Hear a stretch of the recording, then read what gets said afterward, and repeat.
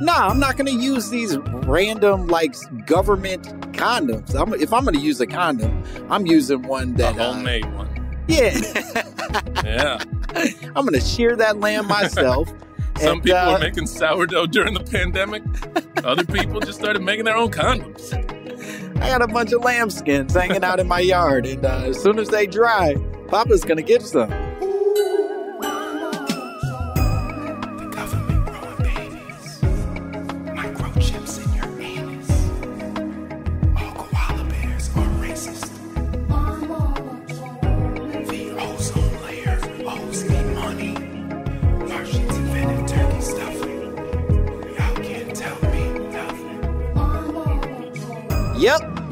Yep. There it is, ladies and gentlemen. Welcome to another spectacular episode of My Mama Told Me, the podcast where we dive deep into the pockets of black conspiracy theories, and we finally work to prove that Boosie Badass is only pretending to be this homophobic so that people don't look up how tall he is. That motherfucker is 5'6", and he wants those Google searches to go way down in search so that it's just homophobic stuff and you don't know that he's borderline a little person. That's the conspiracy theory I'm spreading today. I'm your host, Langston Kerman. As always, I'm coming in hot. I'm excited. What a great time we're having here today, because my guest is not 5'6". I know that for a fact. He is much taller than 5'6", and he's much funnier than Boosie Badass. These are facts that I know 100% out in the world. He's hilarious. You know him from his show on HBO called Problem Areas. You know him from his comedy specials. So funny.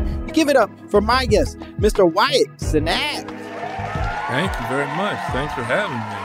Hell yeah. Yeah, thank you. I feel like any compliment that is he is better than Boosie Badass feels like that's a good intro for anything, for anyone. That's the barometer that you want to set, is better than Boosie at.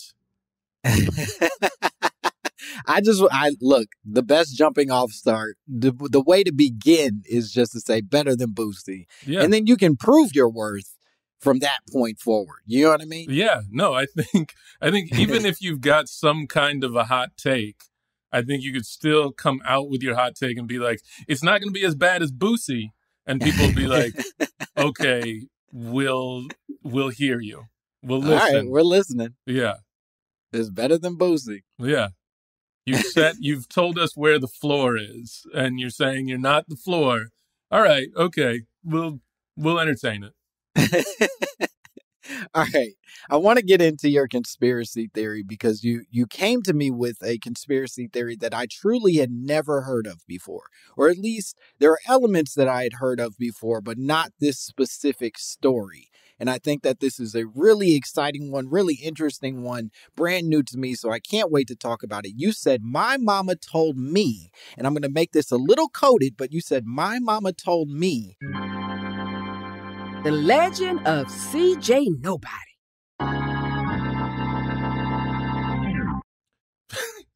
Yes. Yeah. So this was a very regional conspiracy theory. This was something, I grew up in Dallas, Texas, and I was in high school in Dallas around the time that the story of CJ grabbed attention in Dallas and maybe outside of Dallas. And the story goes, there was a local radio station, K104. Sorry, I got an email. I thought I put my thing on Do Not Disturb. Oh, I didn't hear anything. Oh, well, then never mind. Okay. So then let me start over. Justin, enjoy trimming that out. Yeah, Justin, you idiot. You got more work to do. No. See how Wyatt doesn't respect you either, Justin? No, Justin. That was not the case at all. I have a lot of respect for you. You came on, I saw your face. We didn't actually say hello to one another, so there was tension there, but it's not on my side. I appreciate your work. I think you're really great at what you do. I think if anything, you're probably being undervalued and underpaid. Both you and Olivia, I feel like this is maybe the opportunity to talk about maybe restructuring your contracts. I would support you 100%. If you need to do a walkout and take to the streets, I'm not where you are because I'm assuming you all are in California. I'm not there, but I stand with you virtually. Well, and that's what means the most, I think, is the virtual standing with you. That's what's going to save you, Justin. Yeah. It's all the likes. That's all. We run on a like economy now, baby. So CJ. Yeah. So CJ was one of those things that maybe it was just a regional thing to Dallas. Maybe it expanded beyond Dallas. But when I was in high school, there was a local radio station, K104, and this woman called the radio station. She said her name was CJ, and she said she'd been infected with HIV, and she didn't know. She had sex with her boyfriend or her husband. She got AIDS, and as a result, she made it her mission to try to infect as many black men as she could with AIDS. And so she was going out to nightclubs, and she was, at least on the radio, she was saying she's headed out to nightclubs. She's having unprotected sex with as many black men as she can, with the idea that if she's going to die of AIDS, that she wants to take as many black men with her as she could. Now, a few important details just for people to catch up on this story. And that, granted, you probably know this story far better than I do. I've just been reading about it recently. But one of the things that at least I read that got mentioned was the fact that her infector was a white bisexual man. That at least that was her original claim, was that a white bisexual man who she had some version of a relationship with infected her. And then she subsequently decided to go out and infect a bunch of black men. And nobody ever really explained the math in between of why she went from white man to black men in her infecting. Yeah, there was something very odd. I feel like I don't remember that aspect of the story when it came out. I remember hearing it being talked about on the radio and just on the way to school or anything like that. Like, you're listening to the radio and there would be pleas from DJs that like, CJ, call the station, we want to talk. And there was this thing of like radio DJs sort of turning into like quasi like therapists or something like that, where they're trying to stop her, and they seem to be the one conduit, is like the morning zoo person. And this is Dallas at a time when Steve Harvey was a radio DJ in Dallas at this time. But you had DJs trying to reach her, where it feels like, you all aren't equipped to do this. No, this is Smokey and the Toilet Bandit, and we're asking CJ to stop giving everybody AIDS. Yeah. It's like, bro, this isn't how that works. Yeah. This weekend, we're having a car wash. But next, hopefully, CJ's going to call the station. You're listening to Russ Parr in the morning. It was, there was a very strange thing that it was happening on the radio. And also, these aren't people who know how to talk about this, and no one knows how to talk about this at this time. And so there's just this huge panic. And I remember as a kid listening to the radio and there being this real sense of panic, because it was still at a point in time when AIDS wasn't dealt with compassion, but with this ostracization. People were being ostracized. You nailed it. I loved it. Thank you. You know, people were being ostracized. They were being vilified. There were laws in Texas, I remember, that to knowingly give someone AIDS, you could be like arrested and charged for that. And that's how it was. That's how it was being treated, as this thing of like, how do we criminalize people? How do we do all this? And so the idea that all this is happening, and then this woman calls a local radio station, and it's up to a bunch of disc jockeys to be the ones to sort of have the conversation, both like, okay, we want to talk to CJ and talk to her about, hey, maybe don't do this. But then also, we maybe need to have an educated conversation about AIDS and HIV and perhaps trying to not demonize people for having AIDS or HIV, but instead it's, man, this sucks. We got to do something. Let's get some sound effects. Sound effects will fix this, right? Hey, you know. Nothing cures AIDS like just a Jamaican horn going off. You know what I mean? Yeah, no, that I feel like, I know this didn't happen, but I feel like if that horn had followed every time she called, it wouldn't have surprised me. Sure. It was just like, wow, all right, that was really, CJ just called the station and we had her. She said she's not going to stop what she's doing. It's really a scary time. We want to remind people to be safe out there. And before we go to commercial, yeah, it feels like, to your point, this is not only a period of irresponsible conversations around HIV and AIDS, but it also is a collection of the most irresponsible people to be handling this very difficult conversation. And so subsequently, of course, CJ is still going to be like going out and doing whatever she was doing.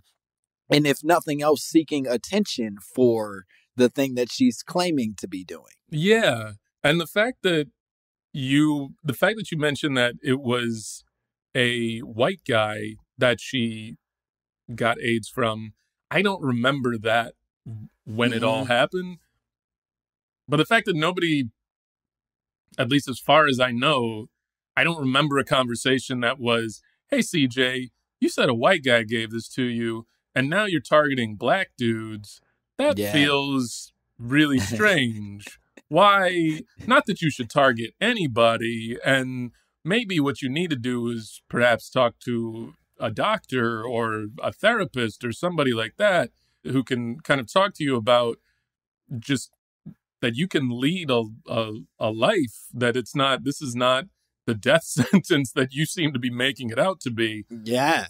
But that, like, none of that, again, because it's fucking Russ Parr is having this conversation as he's like, and now another one of my Bobby, Jimmy, and the Crickets songs, which if you don't know Russ Parr and Bobby, Jimmy, and the Crickets, that's a great YouTube rabbit hole to go down. I'm excited to find this out. I have no idea. So side note, just a pin in CJ for a second. Russ Parr was a local Dallas DJ, and Russ Parr was basically the black Weird Al Yankovic. Whoa. Yeah. Like, he made these songs. I don't know if you remember, you might be too young for this, but when Arsenio had his show, at some point Arsenio started doing this rap persona called Chunky A. I do not know about Chunky A. So he did like he made some music videos and stuff like that, but all that stuff, like Russ Parr was doing that type of stuff too. And Russ Parr had put out, like, I think records, but he had music videos, and he would perform under this alias Bobby, Jimmy, and the Critters. And he did one song called Hair or Weave. And there's a song where, like, I can't remember who did the song, but it was like, the chorus of it was like, do you really want him or do you really want me? And he took that song and made a song called Hair or Weave. And the whole chorus was like, hair or weave, hair or weave. But yeah, so... And let me say that really is a shame that Russ Parr didn't get more national attention, that became some localized conversation, because I would have really enjoyed Russ Parr in my youth. Yeah. He sounds like a funny fucking guy for a 14-year-old who needs some stuff to look up. Exactly. No, that's exactly who Russ Parr was. And Russ Parr he wound up making movies, and I think Kevin Hart was, like, some of Kevin Hart's first movies were Russ Parr productions. Oh, hell yeah. Yeah, so there is, like, this, like, comedy lineage that you could maybe trace of, okay, Russ Parr, there are definitely some folks. I think Kevin Hart, I think maybe his first couple movies were like Russ Parr produced movies. Nice. But all the ones that look like they were shot on camcorders and like in parking lots. Hell yeah. Where Kevin Hart maybe had a small role in it, but if you were to go look it up on iTunes now, he's the main image that you see. For some reason, he's the cover of the DVD. Yeah. But that's who's basically working in the radio station at the time that CJ is happening. And I just remember as a kid, again, I was probably 9th or 10th grade. And so, there was this real fear of, oh, what the hell is going on in this city, that people were terrified, but there's also this like mystery of everyone wanting to figure out who this person is because she just went by her initials. She just went by CJ. And so it wasn't clear if CJ was like Katherine Johnson or if CJ was the name she went by as a first name. And there was and she was like CJ Brown or something like that. Nobody knew. And so there was also this aspect of it that was, oh, who is this person? Is this somebody who goes to my church? Is this somebody who lives in my neighborhood? Do they know my cousin? And so there was this real sense of just I think anxiety for people in Dallas at that time. And you would listen to it on the radio. And again, I don't remember somebody saying, you know what, let's also get a doctor on the air here. This is maybe a Dr. Drew situation. Let's consult a medical professional before we dive into this whole conversation. Yeah. And then at some point, I remember the cops got involved. And then, the cops were like, okay, we're going to look for this CJ. And I remember then on the news, on local news, there was stories about CJ and somebody doing an artist or a police sketch of CJ. And this is what we think she looks like. And just that, which then is just sort of ratcheting up people's anxiety even more, where it becomes, okay, did I see that lady in the grocery store?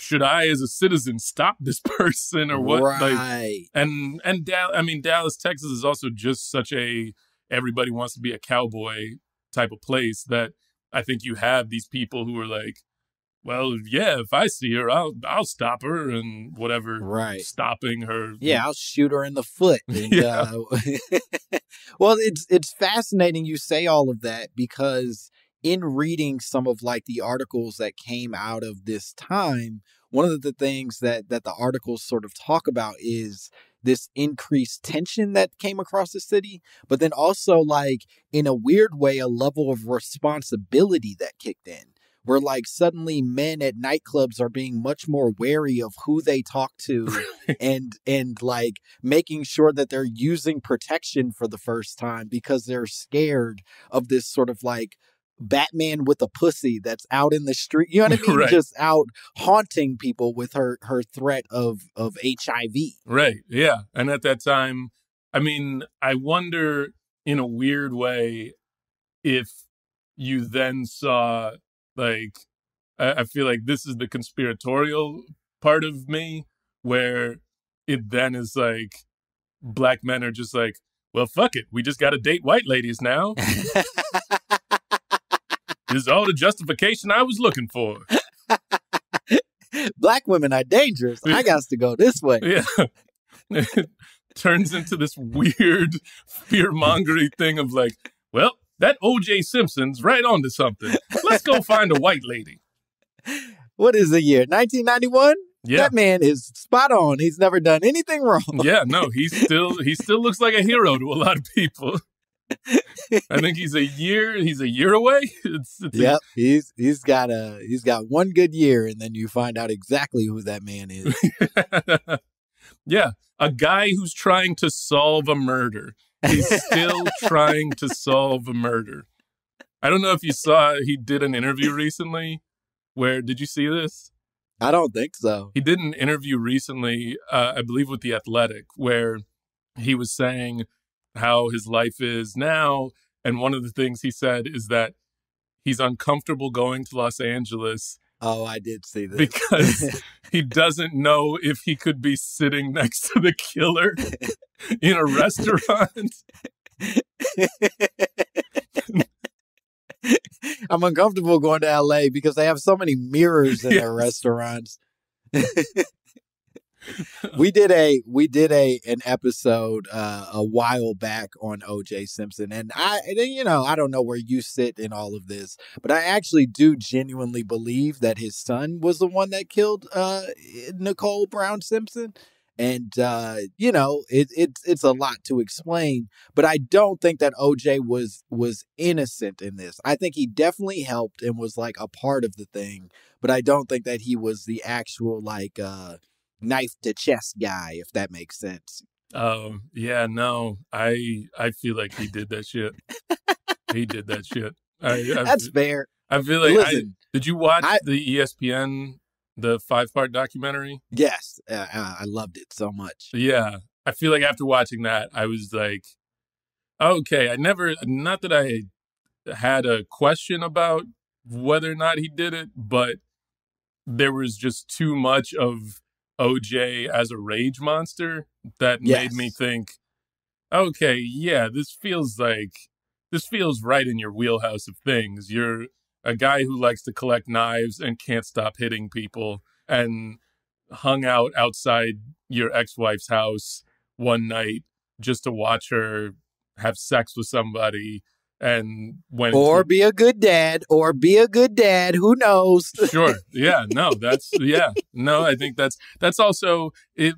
One thing we don't talk about as much in like divorce proceedings is, for each person when they split up, that for the kids, it makes sense that even if mom or dad have moved on, that they should still be in the room and witness to the sex that their ex is now having.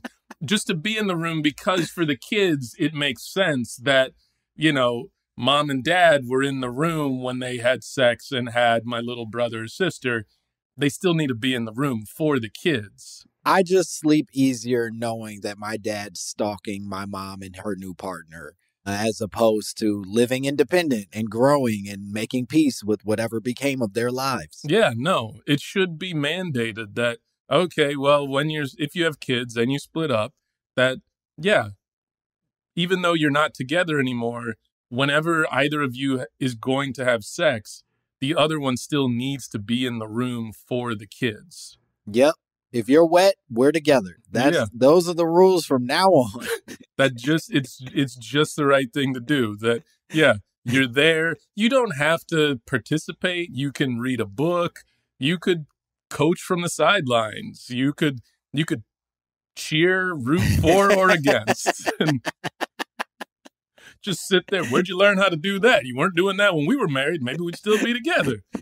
Boo, boo, she's showing off, boo. Let me ask you this about the CJ nobody of it all. You are a young person at this point. You're not an adult. You're theoretically not one of CJ's targets at this age. Is there a fear amongst your peer group? Is this like a talk that's happening with y'all, or is it more in relation to like the adults around you that you're getting this information? No, I think it was mostly from like peer group, because we all listened to the same radio station, and that became a topic of conversation because we were also at that age where we were starting to think that we might be having sex soon. And so there is this element of, wait a minute, we just got old enough to start thinking about having sex, and now there's this, like, the city's on some weird lockdown where, like, there's a woman going around trying to infect black men. And so I think there was this genuine fear, I think even among, like, black teenagers, where it was, oh, fuck, like, if that's going on, like, because also I think we all saw ourselves as like, I'm 15. I look like a grown-ass man right now. I could walk into a nightclub or how do I know that CJ's not going to think, look at these muscles. How's she not going to, she might be hanging out at the basketball court. And come on, dog. I grew 2 inches this year. Yeah. I'm a threat. Yeah. I'm in danger. Yeah, I got stubble. And so I think there was that thing too, that selfishly there was this idea of like, well, yeah, maybe, I think I can hang with an 18-year-old, 19-year-old, 21-year-old. Shit, like maybe if I can get into a nightclub at that age, I still looked like a boy. And so I had to grow a beard to stop looking like a child. But there was that genuine concern and worry, I think, among my friends and myself that, oh, well, if this is happening, also, if something like this is happening, are there other people doing this? And this is the person that you hear about. And I think, again, in that sort of demonizing conversation, there's a part of that that's like, this is the only story that we are hearing, the only conversation that we are having in this moment about AIDS and HIV is about this super villain going around trying to like kill people through sex. We're not vengeance HIV instead of actual experiences and people learning to survive with a new disease that's sort of like happening out in the world. And having conversations about trying to better understand it and destigmatize it, those things aren't happening. The only conversation that's happening is the Joker's loose in the city. And and so there is that thing that's happening that it's very easy, if that's the only conversation that's happening, for a conspiratorial mind, and I would say that any 14 or 15-year-old boy is conspiratorial by nature, but even anybody at that time, to then start thinking, well, CJ's the one story we're hearing about. How many other CJs are there? Mm-hmm. How many other people are doing that? And I think about, from CJ, it was only a few years later when I was in college that then I feel like you heard people, especially in like the Atlanta area, start talking about the down low.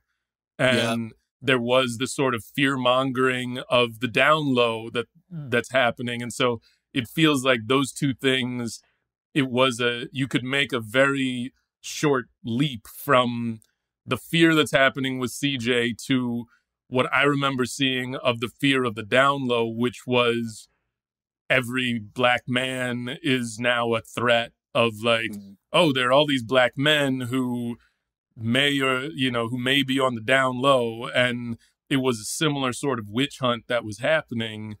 And so I think about that, and I think about with CJ, I feel like at that time, it wasn't just that, oh my God, there's CJ. It's also, there's CJ and there's maybe 100 other CJs that aren't calling into radio stations. I think one of the things that I read in sort of like unpacking all of this is exactly that there becomes this massive fear that it isn't, less people are afraid of CJ and more afraid of all of like sort of the CJ knockoffs, all the people that CJ has now inspired to take their HIV out into the streets for vengeance.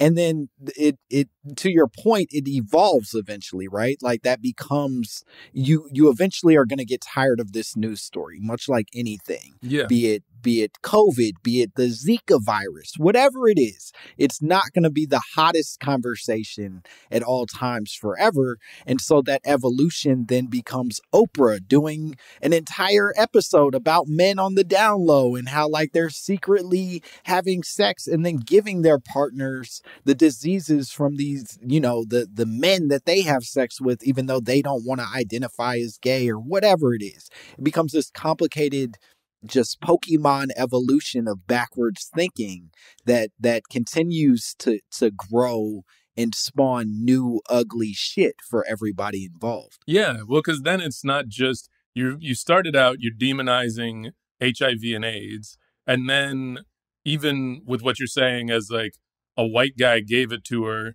and he was bisexual, you now then start demonizing people who are bisexual, people who are gay. So now there's a second demonization that's happening that's like, okay, well, if you're not straight, then there's something wrong with you too. And it feeds into that idea that, you know, this was still a time when people were like, well, this AIDS came from gay people, and that it was just like a gay person's disease. And so you still had that going on. So you have two layers of demonization that are happening, where you need conversations with care and compassion that are like, okay, wait a minute, maybe we need to destigmatize what like homosexuality or bisexuality or sexuality in general. Maybe we need to have a broader conversation about that. Oh, you're not ready for that? Okay, well then we'll just keep scaring people. But also maybe we should have a conversation about, you know, HIV and AIDS and just diseases in general and healthcare. Nope, you're not ready for that? Okay, well, we'll just keep scaring the shit out of people. All right, you just want to live in a fear society? Okay, cool. All right, well, here's the scarecrow. We don't have any Batmans. We just have a lot of scarecrows. Don't look under your bed. There's a gay AIDS monster there, and he don't like you. It's not going to go well for you. Yeah, that's Candyman.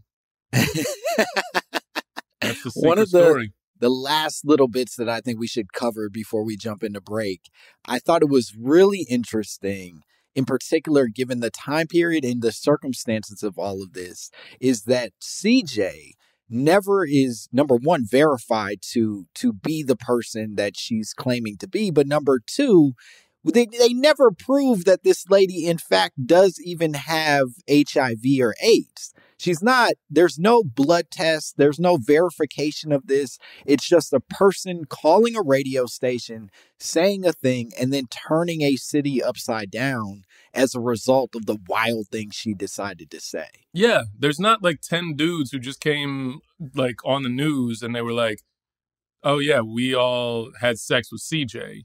And they you would think, okay, yeah, where are the people that she had sex with who have now contracted AIDS? And why are we not telling their stories? And also, now are they, as some sort of retribution, like, are they doing a similar thing to CJ? Right. And that's where I do remember, and I feel like there were times where, in the conspiratorial nature of things, people wondered, is this bullshit? Is this a hoax?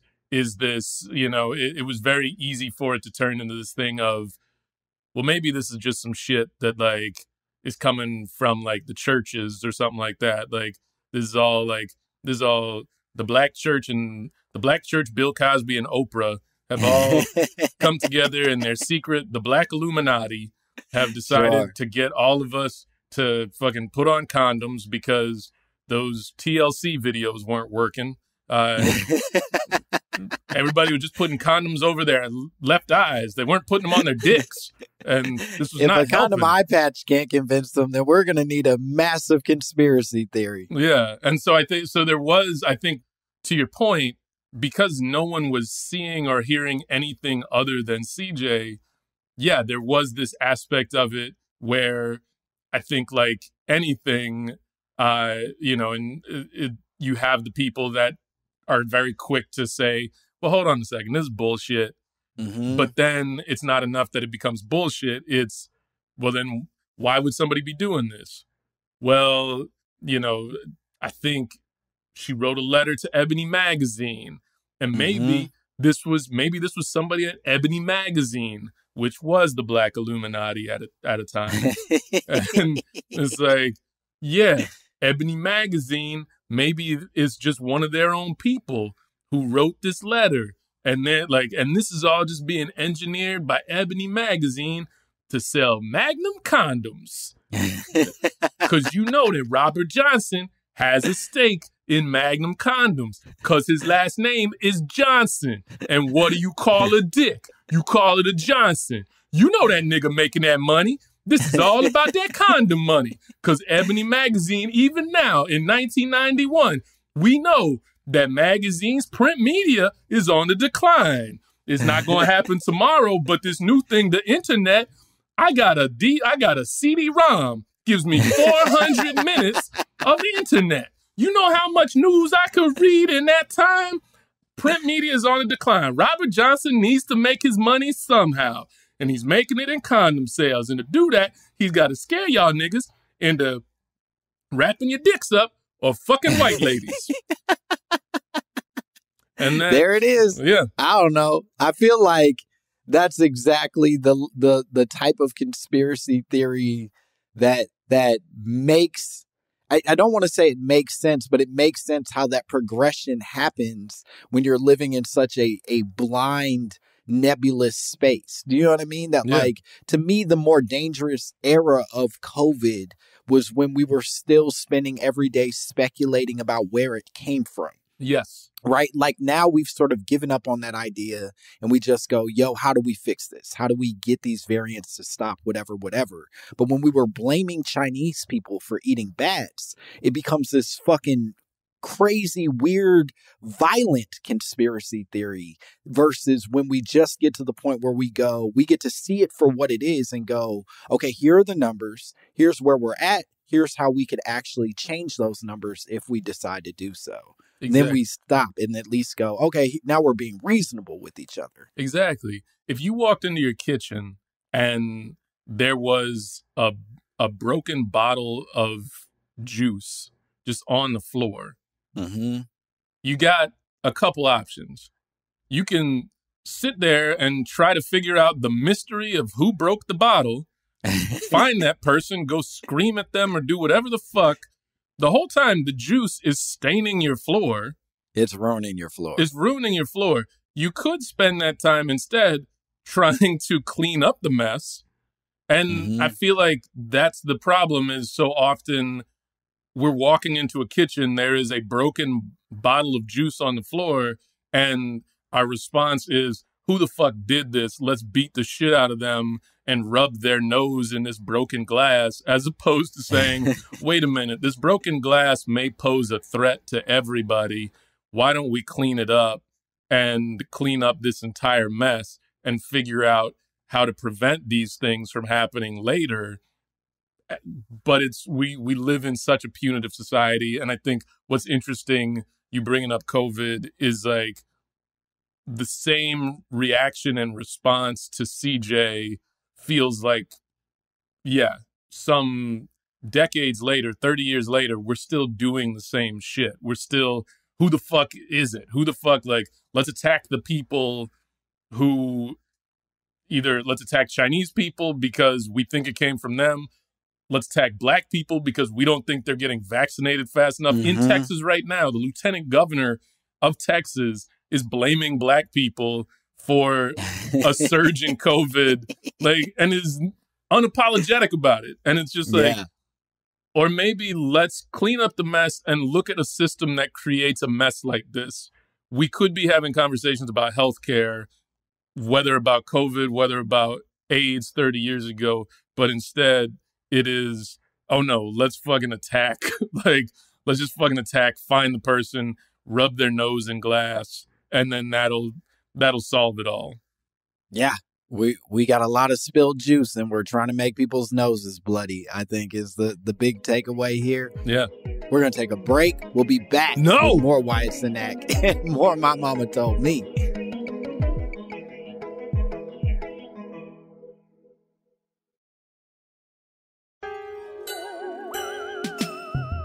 And we are back. I can go anywhere. Suck my dick. Yeah, we're back here with more Wyatt Cenac, more My Mama Told Me. That was my favorite episode of Reading Rainbow. When he just decided to read Players Magazine.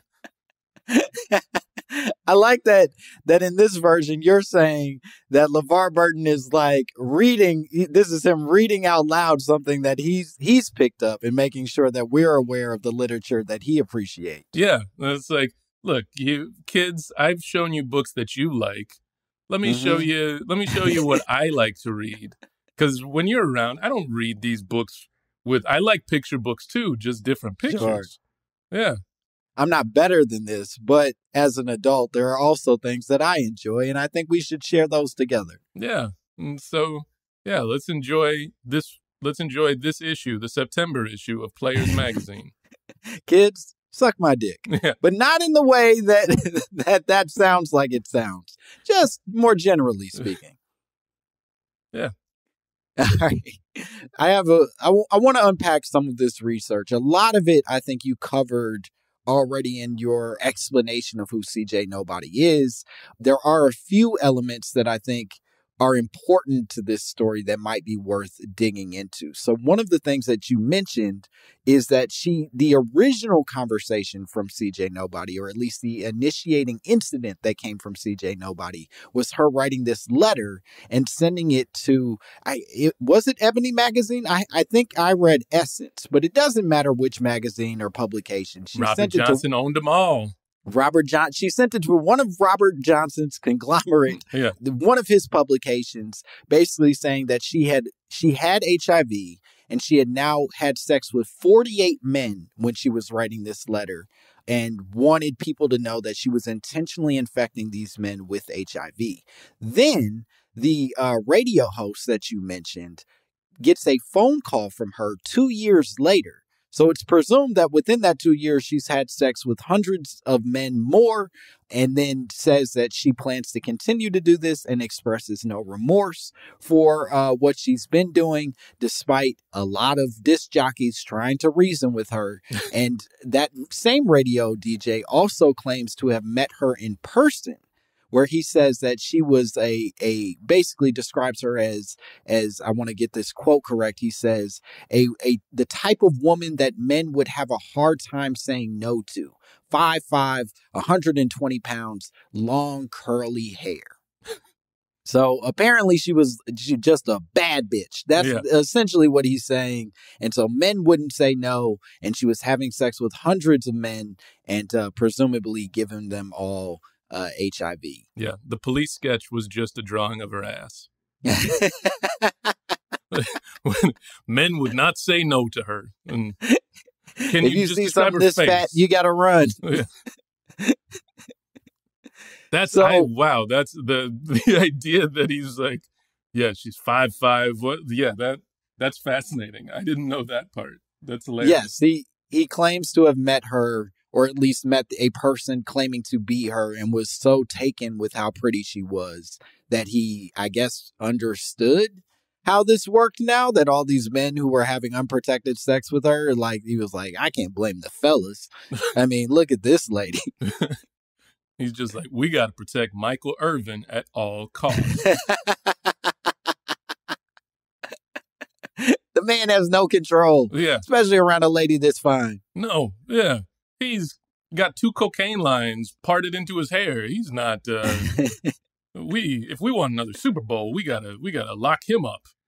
So part of the sort of quote unquote fallout of this CJ Nobody period is that the Dallas Urban League began passing out thousands upon thousands of condoms at like the 10 most popular nightclubs in Dallas as a preventative tool measure for making sure that men weren't, I guess, being taken by CJ Nobody. That like they couldn't control, nobody could find CJ, so instead they're just like now giving men condoms at nightclubs and hoping that they do the right thing and use those condoms should they happen to lay with her. Right. Which I feel like, again, in the sort of wackiness of this whole thing, and I'm not a detective. I've watched a lot of detective shows. I've read a lot of Batman comic books. Mm-hmm.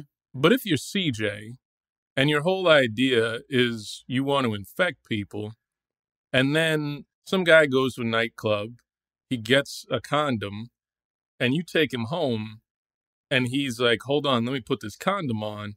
I have to assume you're going to say, get the fuck out of my house. Yeah. Like this feels like, if this is true, that this is just to sort of get into the mind of CJ for a minute, I feel like, okay, yeah, how many instances of CJ then being like, oh, no, icky, take the condom off. And some guy being like, oh, yeah, no, that's not how I get down. And her being like, well, then go, Yeah. get out of this house. Yeah, it's not like CJ's going to be like, well, still 0.02%. I'm going to do it. I'm going to fuck him and see what happens. Yeah. This is, if I'm on a revenge mission, you know what, though? Sometimes I just want to have a little fun. I don't know that's, so that feels weird. It also feels strange that, again, it's not a conversation about education. It's just, let's put a bunch of condoms out in the world and that'll solve it. And I feel like I've been to bars, even now, that have like, at the end of the bar, there's a basket full of condoms. And I don't know that those are doing anything. And I don't know that I would trust anybody's just rando condoms. I feel like that's always my thing. You see those, I lived in New York for quite a while, and you used to see those New York City condoms. They had like the sponsored brand of, I guess, condoms that they would put at every bar in the city. Yeah. Here's the other thing. And as you're talking about this, I'm remembering something else from that time, which is there was another conspiracy theory that was floating around, which was that people were going around poking holes in condoms. Yes.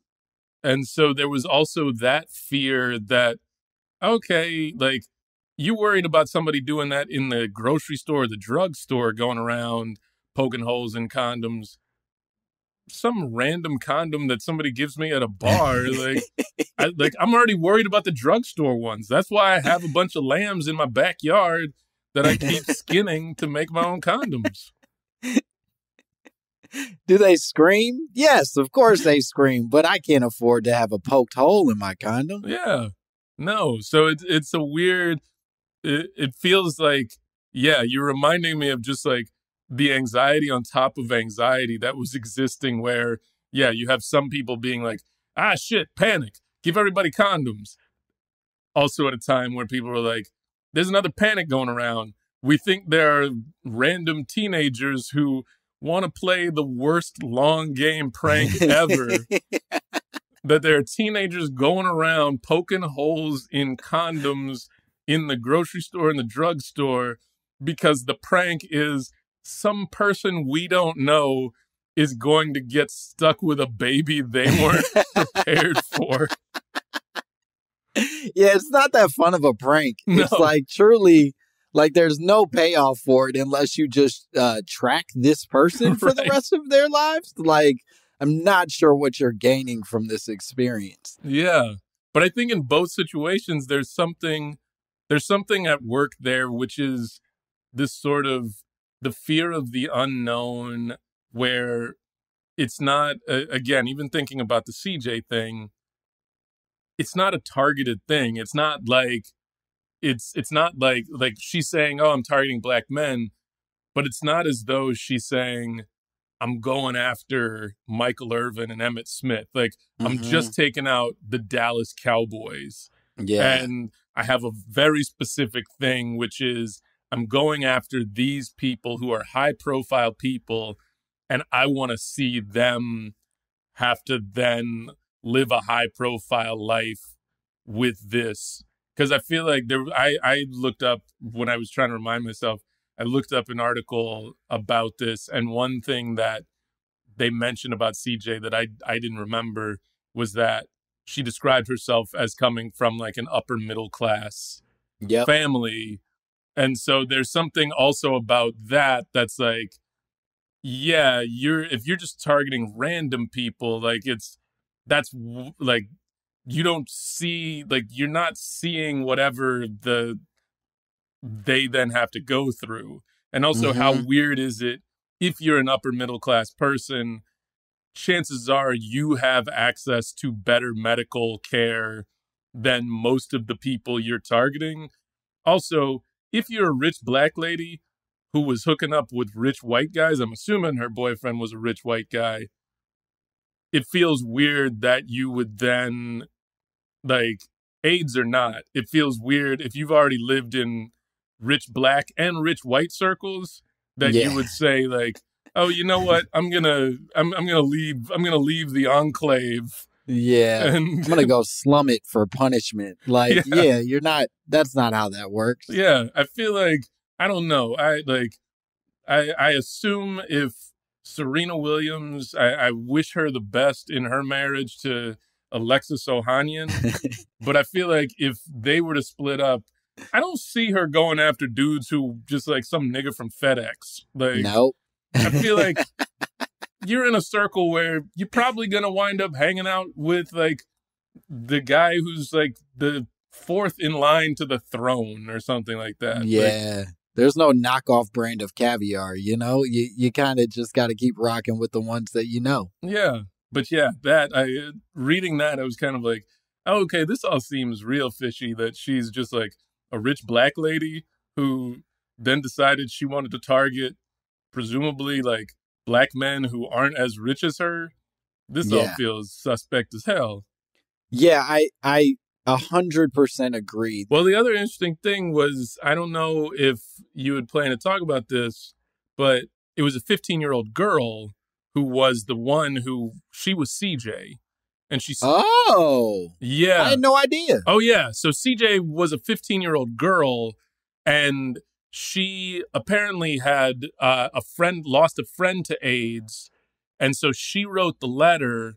She then was the first person to call the radio station, and the cops figured out it was her. They matched her writing style or a writing sample from her to the Ebony magazine article. She, there was like an AP interview with her where she was like, I was just doing this to raise awareness about HIV and AIDS. She had no regrets about any of it. They actually name her and like say like, this is her name. And she was like, I have no regrets about any of this. And it's kind of like, I guess I'd do it again, whatever. There was another person who also took part, who was a woman in her 20s, who was also doing it as a hoax and just kind of like saw the momentum going and just picked it up and was like, oh, okay. I'll be the face of CJ. I'll become CJ. Yeah. And so it did get a little bit of a mind of its own where you did have then this, like, I think it was like a 29-year-old woman who was like, oh, yeah, I want some attention, so I'm going to do this too. And yeah, it's this very bizarre thing of the sort of the end of it all was this kind of like strange thing that happened where, yeah, it was a 15-year-old girl and then also this 29-year-old woman who both did see it as almost like this vigilante thing of, we want to raise awareness, but in the clumsiest way possible. Well, it almost reminds me a bit of that summer where like everybody was dressing up as killer clowns. Do you know what I mean? And hiding in the woods and like just scaring people for the sake of scaring people. And I guess it became like this viral prank that more and more people are taking on and doing the thing. Or even if you make it more contemporary, the fucking crate challenge that's happening right now of like black people like putting a bunch of crates on top of each other and pretending like they're on American Ninja Warrior.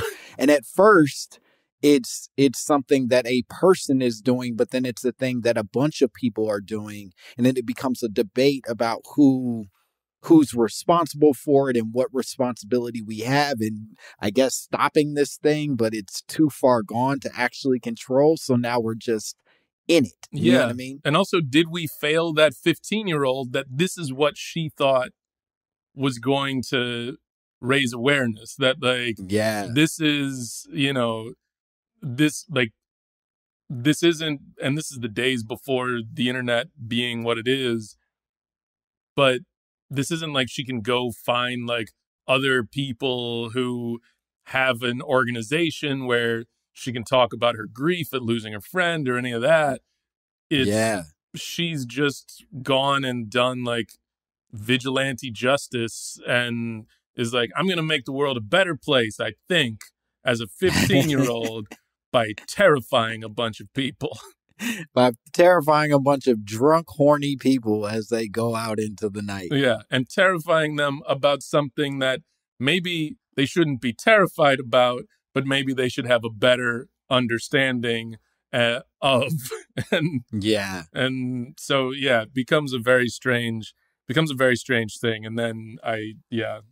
And to your larger point, I don't always love when people like position it like, oh, your poor tragic life that you have made for yourself, whatever, because you didn't have the right circumstances. But she clearly wasn't in the right headspace for processing grief at a young age. And so you have to assume she didn't get that much better at it if she was writing fucking AIDS threats in magazines at that young age. Yeah. So, like, to your point, it's like the tragedy is a tragedy, but we could at least help the person on the back end of it. Yeah.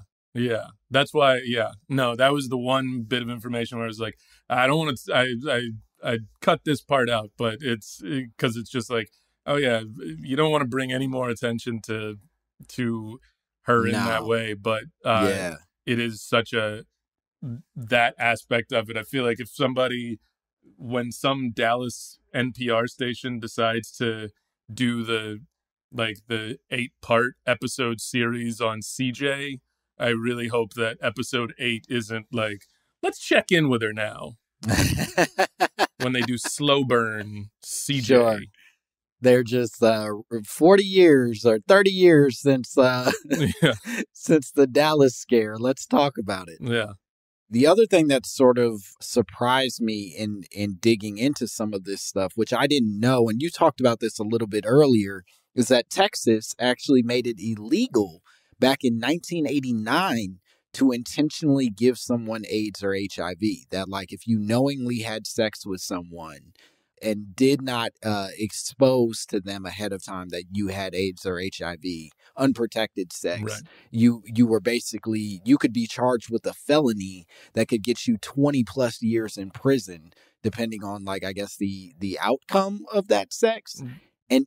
And even in other states, and these laws remain, in a lot of cases, true today. In other states, it's illegal to knowingly have sex with someone without telling them about your AIDS, HIV status, even if they don't contract AIDS or HIV. Like, it's basically like you attempted to give them the thing, right, despite not actually giving them the thing. Right. And again, in that idea of like criminalizing something, the energy you're putting towards that, one, how do you prove you didn't know? Like, there's that part of it that's like, sometimes people don't know. And yet, you could still criminalize a person because you're putting it on them. Like, it's like, oh, okay, no, you gave it to them. And it's a very easy way to, I think, give a lot of people felonies for something that they may not have been fully aware of. On top of that, it goes this idea again of like, we're criminalizing something rather than, if we put all that energy and those resources into better healthcare, this is something that people today, we see it now today, where it isn't the death sentence that people thought it was 30 years ago. Absolutely. And so there are great examples of exactly what you mean. So, like, recently, the year is, I think, slipping me in my research, but a 26-year-old man recently was charged and put on probation. He almost went to jail for this when he accidentally transmitted HIV during a one-night stand with another dude. He was on HIV suppressant medication and was told directly, like, to his face by his doctors, that he could not transfer the disease to another person. So he's going into this situation, speaking to the education of it all, thinking, yo, my doctor said I'm good. Yeah. I'm meeting with the person. I'm doing everything I'm supposed to do, taking medications, and then a bad thing happens. And then the courts step in and go, all right, dog, looks like we got to send you to jail for you fucking and just not knowing, which is crazy. Yeah. And we're now punishing you as though you have to live like this ostracized person. You have to, it's that thing of, there was that time in like medieval times of like the leper colonies, and it felt like, especially in the 90s, that people wanted to round up everyone with AIDS and create new leper colonies in this way of like, well, no, let them all just be over there. And that's how we get rid of this thing, as opposed to maybe we need a more inclusive healthcare system that says, okay, whether you have cancer, whether you have AIDS, whether you have sickle cell anemia, whether you have a common cold, we need to treat all of these things so that you can continue to be a functioning member of society, of your family, of the people you call close to you, all that shit. And we don't do that. Instead, it just becomes, okay, round them up. Take that guy and like, we're going to make you a criminal because you had a one-night stand. And for anybody else who's thinking about having a one-night stand, even if you have all the right medication and, like you said, are doing all the right things, nope, you're not allowed to do that anymore. You're not allowed to enjoy the thing that somebody else is allowed to enjoy. And we don't give a shit how you contracted HIV in the first place. You could have been born with it. You could have contracted it through sex. You could have contracted it because you work in a, in a field where you maybe somehow like had a cut and, transfer blood to blood transfer some way, blood transfusion. I don't know. I'm not a fucking doctor, but like you could have caught this shit any number of ways. Probably not a toilet seat. Because I think we've debunked that one. But in the 90s, people still thought a toilet seat could transmit AIDS. And so, but whatever the way, it may have been something out of your control. But we're saying, no, even if it was out of your control, you're not allowed to enjoy the thing that somebody else gets to enjoy. And you're a fucking criminal if you do it. Yeah.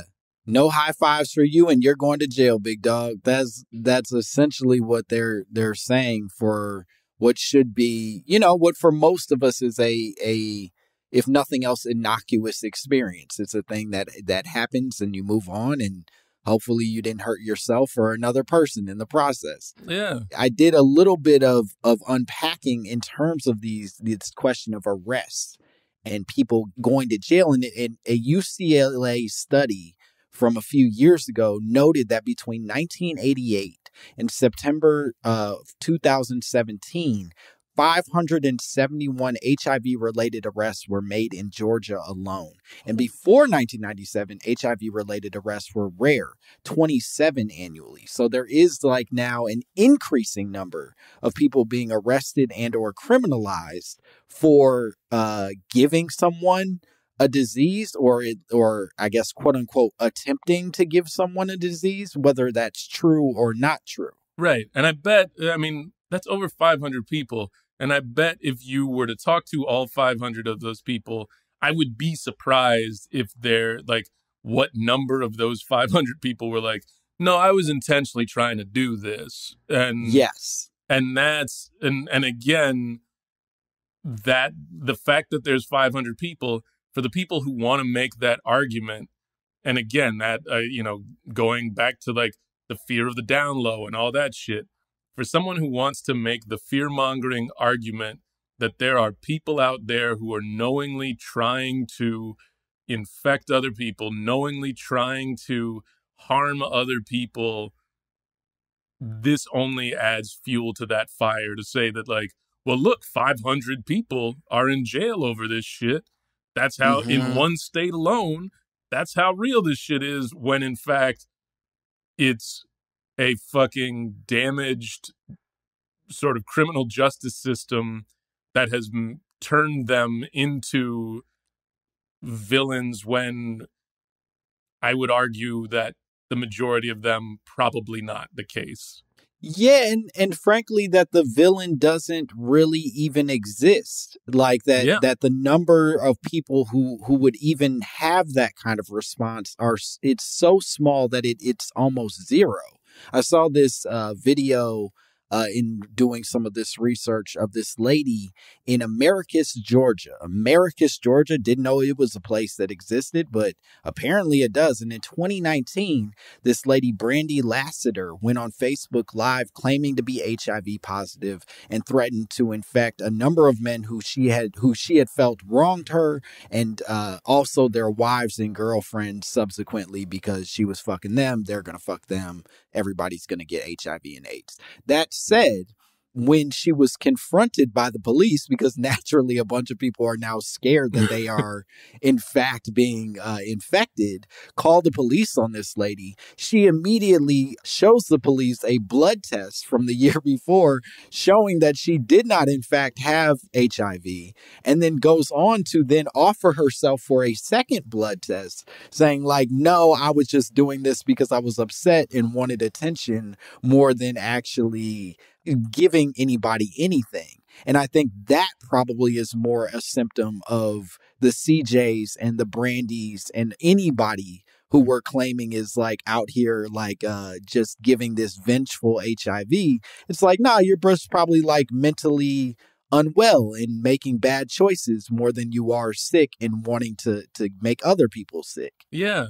Well, and it goes again back to that idea of trying to take something that should be normalized and turn it into something scary, that it becomes a weapon in this way that you're scaring people with the idea of HIV and AIDS, as opposed to normalizing it, where there are more people who are living lives with HIV and AIDS than you realize, and they're living productive lives, happy lives, but you are turning it into this weapon that is, oh, okay, what's the scariest thing I can say is to infect people with this disease. This, I feel like this is the part of the lesson the baby didn't learn, which is like, you've turned HIV and AIDS into a slur almost. It's a bad word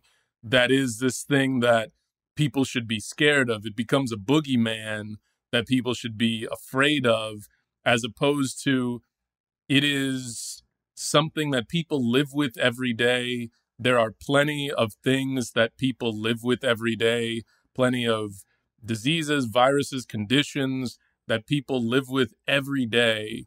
And if we normalize the conversation around that, maybe we could turn our attention to, why don't we have a better healthcare system? And I know I'm starting to sound like I work for Bernie Sanders, but the guy had some interesting, good ideas. He just had some weird followers, weird vocal followers. That if you can just get rid of his entire fan base, then that guy is awesome. Yeah, you maybe want him to be in a place where he can figure out these things in a state that's, maybe a little more diverse than Vermont, because it's real great to talk about how to do all this shit in super white Vermont. But how do you make it work for everybody across the board? Sure. But I say all that though, but it is like, there's a conversation around healthcare. Even I feel like we talked about COVID a little while ago, but this past week I'm vaccinated. I was with a vaccinated person who caught a breakthrough Delta case. And so she got Delta. She was sick. She's okay, but she lost like sense of smell and all that stuff. But immediately reached out to everybody that she hung out with over the last like week and was like, hey, I caught a breakthrough case of Delta. You might want to go get a COVID test. Walked to the, doc in the box down the street the minute she said something. On Monday, got a COVID test. Went back on Friday, got another COVID test. Both came back fine or negative. But the idea that in this moment, I could go easily do that, and that it's not costing me anything, and that like treatment for this, that you can go to a drugstore today and get a fucking vaccine, and that this is what healthcare should look like, that to get a flu shot, to get anything you need, whether it's medicine, like if we normalize these things, we could live in a world where, okay, if someone gets a disease or gets sick in any way, that, all right, yeah, there's places to go do that. There are doctors who live in your neighborhood and community who can help destigmatize these conversations. There are other people who live openly with these things that you can talk to, that resources aren't these things that you have to go to the dark corners of the internet to go to find, but they're readily available. And I feel like what's so both fascinating but sad about hearing something like that Brandy woman, and just to know that in Georgia, HIV and AIDS is criminalized in the way that it is, it runs so counter to a world where we could live in a better version of the world where, all right, these things aren't criminalized, but they're treated with the things that they need, which are healthcare resources, like medical resources. It's rather than criminal resources. Yeah, I think in an ideal society, even if Brandy were being honest about her experience, more people would have reached out and been like, yo, what can we do to help you live a decent, functional life with your new experience, rather than being like, we got to get this crazy bitch out of here before she infects all of us with this terminal disease. Yeah. Well, and even I think about, if you take it to just a cold, if, you've lived in New York, I feel like if you live in New York and you take the subway, on the subway, they're like, if you feel like you have a cold, especially during like cold and flu season, they're like, stay home. Like, companies are like, don't come into work. Don't get everybody else sick. Take care of yourself. Do you need something? Like Joanne will bring you some soup, because that's just who Joanne is. She's a nice lady that way. Good gal. Yeah. A racist sometimes, but just nice when it comes to soup. Real free with the soup. Soup on deck. But real Islamophobic. But just watches a little too much Bill Maher. But I think that's like, I look at the way that we treat a cold or a flu, and we over time have gotten to this place of, okay, yeah, like this is just something that we say, all right, get people medicine, do what you need to do to get better and to, be okay. And what do you need? And with so many other things, it is not that. And it is, again, this world that we've put our interests in sort of dooming people and damning people for whatever, whether it is, contracting a disease or COVID or any of these things. We've damned people, as opposed to saying like, okay, maybe we need a society that focuses more on healthcare. And if someone was going to knowingly try to infect somebody with anything, they maybe need to talk to a therapist. They maybe need to talk to a social worker. And how do we put our resources into that? And that's why I'm saying, Bernie, 2022, 2024, I don't know. Whenever the next coup happens, Bernie's back. Yeah. The 80-year-old young startup. He's back. All right, we're going to take one more break. We'll be back with more Wyatt Cenac and more My Mama Told Me.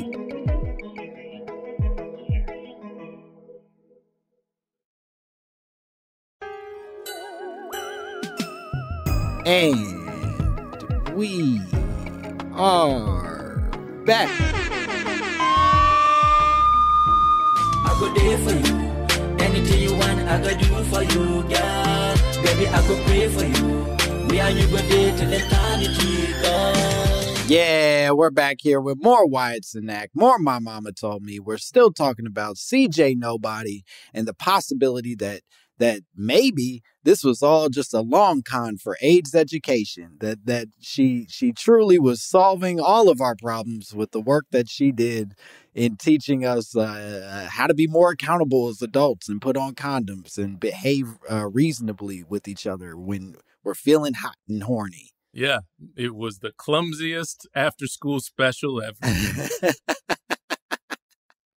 You did it, CJ. You nailed it.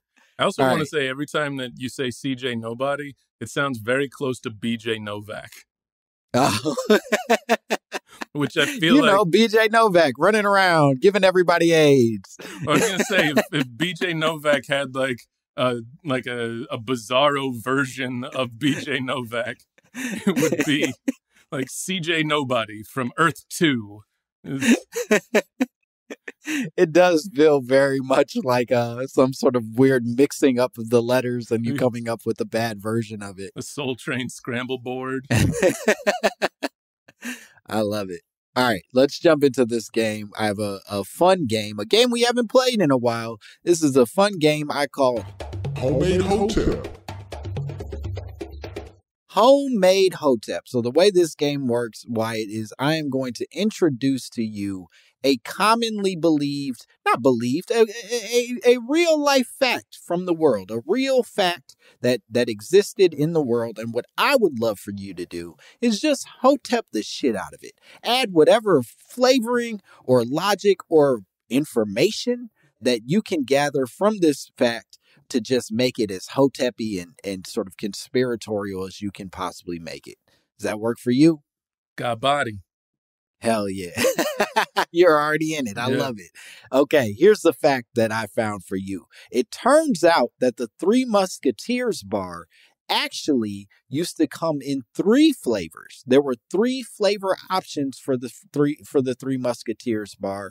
There was chocolate, there was vanilla, and there was strawberry. And then at some point, they got rid of vanilla and strawberry. My question for you is, what's happening there? Why? Here's the thing that people don't realize about Three Musketeers bars. Three Musketeers bars, they were selling really well in white neighborhoods, affluent white neighborhoods.